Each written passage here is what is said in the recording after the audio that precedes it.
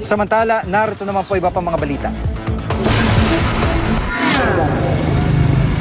Nagsanib puwersa sa Oplan Galugad ang mga opisyal ng barangay at pulisya sa Barangay Ampid 1, San Mateo, Rizal. Alin dito yung pinaka-notorious? Saan banda?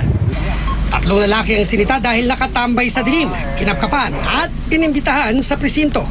Sa isa pang compound, naabutan ng kumpol ng kabataan na kahit 10 oras ng gabi, nakatambay pa rin.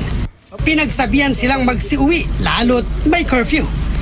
Simula Huwebes sa madaling araw, mahigit 10 sangkot umano sa droga ang nahuli ng Barangay Ampid 1. Isa sa kanila, pinaghihinalaang nasa listahan ng mga nagbabagsak ng droga sa San Mateo. Siguro, inisip lang na parang hindi naman sila mahuhuli, kaya doon sila yung kampanya naman dito, siyempre tuloy-tuloy laban sa droga. May operasyon din sa katabing Barangay Banaba kung saan daw nagbabagsak ng droga ang ilang tulak.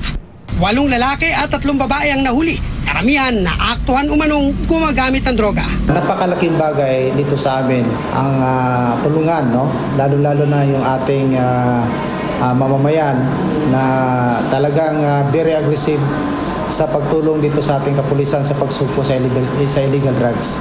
Walang pahayag ang mga naaresto. Cesar Apolinario, GMA News.